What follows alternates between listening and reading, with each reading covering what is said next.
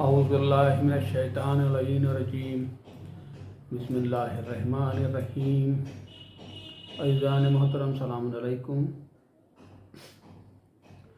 آج آپ کے سامنے ایک ایسے موضوع پہ بولنے جا رہا ہوں جس پہ یقیناً بولنا سنبھل کے پڑتا ہے، کہیں کسی کے جذبات کو ٹھیس نہ پہنچے۔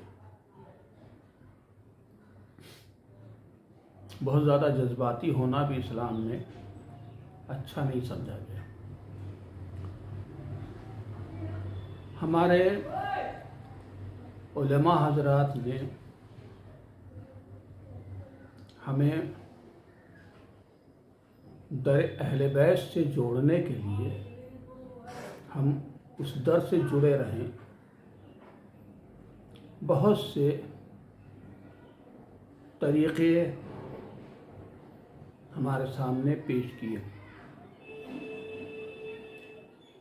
اس میں عزاداری بھی ہے اور بہت سے یہ جو مجلسیں محفلیں وغیرہ ہوتی ہیں، اور اسلام کا یہ طریقہ بھی رہا ہے کہ ہر بری چیز کی نشانی یاد دہانی کو ختم کر دو، اس کی یاد کو ختم کرو، اور ہر اچھی چیز کے لیے یادوں کو زندہ رکھو۔ اب یہ یادیں زندہ کیسے ہوتی ہیں یا ختم کیسے ہوتی ہیں؟ میں مخصوص عزاداری پہ زیادہ نہیں بولوں گا، صرف اتنا کہہ کے چلوں گا کہ عزاداری کے 2 مہینہ 8 دن صرف نام حسین زندہ رکھنے کے لیے ہے۔ شہادت تو عاشورہ کے روز ہوئی تھی، اور ہمارا مزاج یہ ہے کہ جس دن کوئی امام شہید ہوتا ہے، کوئی صحابی شہید ہوا تھا، اس دن کو ہم غم مناتے ہیں۔ لیکن غم حسین نے اتنا بڑا ہمیں پیغام دیا تھا اور اتنی سختیاں اٹھائی تھیں کہ اگر ہم اسے بھول جاتے اگر تو ظلم ہوتا ہے، اور یقیناً جہنم سے ہمیں کوئی روک نہیں سکتا تھا۔ ہمارے علماء نے، پڑھے لکھے لوگوں نے اس یاد کو زندہ رکھنے کے لیے 2 مہینہ 8 دن کی عزاداری قائم کی، ورنہ یہ یاد رکھیے گا غم 2 مہینہ 8 دن کا نہیں ہے، یہ زندگی بھر کا غم ہے۔ بعد کربلا کوئی حسین کا چاہنے والا چین سے نہیں بیٹھتا ہے۔ حسین کا نام آتے ہی اس کی آنکھوں میں آنسو آ جاتے ہیں، کہ 2 مہینہ 8 دن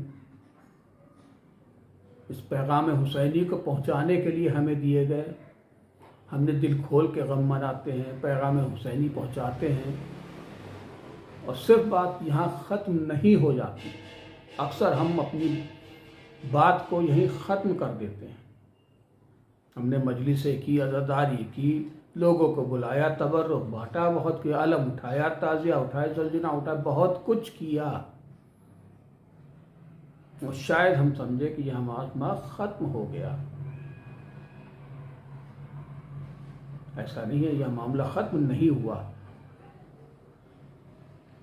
سمجھنے کی کوشش کریے کہ اس 2 مہینہ 8 دن عزاداری قائم کرنے کا مقصد کیا تھا۔ ہمارے یہاں بہت اچھا ایک طریقہ ہے، رائج ہے، علماء نے کیا ہے ہمارے، کہ جب کسی امام کی ولادت ہوئی ہمیں یاد دلا دیا۔ آج امام علی نقی علیہ السلام کی ولادت، آج امام زین العابدین علیہ السلام کی ولادت ہے، صلوات بھیجو۔ اور ہم نے یاد کیا، یاد کرنے کے بعد ہم نے اس دن کیا کیا؟ خوشیاں منائی،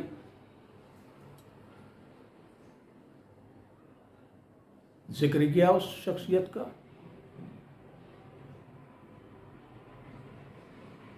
یا یہ کہہ دیجئے کہ ہم نے اپنے ذہنوں میں اس کی یادیں تازہ کر لیں، اگر ہم کہیں اس شخصیت کو بھول رہے تھے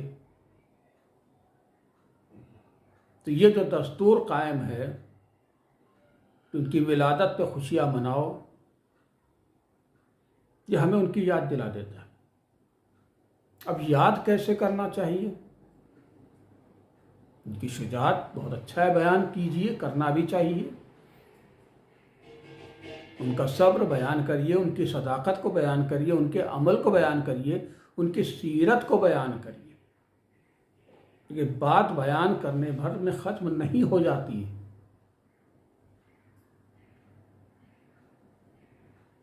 اسی طرح ہم نے وفات کی تاریخ بھی یاد کی ہوئی ہے، چاہے وہ رسول خدا صلی اللہ علیہ وسلم کی وفات ہو، چاہے ائمہ طاہرین کی وفات ہو، چاہے حضرت معصومین کی ہو، اصحاب کی ہو، کوئی بھی صحابہ ہے ان کی جو تاریخ ہوتی ہے وفات کے ہم یاد کرتے ہیں، اس شخصیت کو یاد کرتے ہیں، ان کے بارے میں ذکر کرتے ہیں، لوگوں کو بتاتے ہیں۔ آخر یہ اتنا اہتمام کیوں کیا گیا کہ علماء نے اتنا کیوں کیا؟ اس کا مقصد ایک تھا، دیکھیے، جو امام کے آنے کا مقصد تھا۔ اللہ نے پیغمبر کیوں بھیجے؟ ہماری ہدایت کے لیے بھیجے۔ علماء نے وہ تاریخوں کو مخصوص کر کے ہمیں یاد دلاتے رہے کہ آج پیغمبر موسیٰ کی تاریخ ہے، آج عیسیٰ کی تاریخ ہے، آج فلاں کا ہے، آج امام زمانہ کے ظہور کی ذکر ہوگا کیونکہ ان کے والد حسن عسکری کی شہادت ہے۔ اب ان کے کردار کو بیان کیا گیا تو پتہ یہ چلا کہ اللہ کا مقصد نبی، پیغمبر، امام بھیجنے کا صرف ایک تھا، وہ تو ہماری ہدایت۔ اسی طرح علماء نے ان کے ذکر کو رکھا اس لیے کہ ہم یاد کریں اور ان کی جو ہدایتیں ہیں، جو حدیث ہے، جو زندگی انہوں نے گزاری تھی، اس سے کچھ سیکھ کے اپنی زندگی کو سدھار لیں۔ صرف مقصد اتنا تھا، ورنہ نبی آئے، پیغمبر آئے، جنگ خیبر ہوئی، جنگ صفین ہوئی، ہو گئی۔ آج تو کچھ نہیں ہو رہا ہے، آج نہ ولادت ہو رہی ہے، نہ کسی کی شہادت ہے، نہ جنگ صفین ہو رہی ہے، نہ جنگ بدر ہو رہی ہے، تو ہم کیا کریں؟ اب ہم اگر ان سے سیکھیں گے نہیں، انہیں فراموش کر دیں گے، تو جو اللہ کا مقصد ہے وہ پورا کہاں ہوا؟ ٹھیک اسی طرح سے تلاوت قرآن کرو، تلاوت قرآن کس لیے کرو؟ بھئی ہم نے ایک بار قرآن پڑھ لی ہے، مسلمان ایک بار پڑھ لی، کبھی ہو گئی نا، کتاب ہم نے پڑھی ہے نا۔ نہیں، تم بھول جاتے ہو، ہمیں بھولنے کی عادت ہے، خاص طور سے اچھی چیزیں تو ہم پہلے بھولتے ہیں، دنیا کی لذت بھری چیزیں جلدی نہیں بھولتے۔ یہ جو ہماری بھولنے کی عادت ہے، یہ خدا بھی جانتا تھا، نبی، پیغمبر، امام بھی جانتے تھے، اور ہمارے علماء بھی جانتے تھے۔ اس لیے اللہ نے بار بار کہا قرآن کی تلاوت کرو، قرآن پڑھو، ٹھہر ٹھہر کے پڑھو، سمجھ کے پڑھو۔ یہ کہیں اور سے نہیں بتا رہا ہوں، قرآن سے ہی بول رہا ہوں۔ پڑھو تاکہ عمل میں لاؤ، اس سے سیکھو، اپنی زندگی کو سنوارو، اور ایسا سنوارو کہ جب ہمارے پاس آنا، خدا کہتا ہمارے پاس آنا،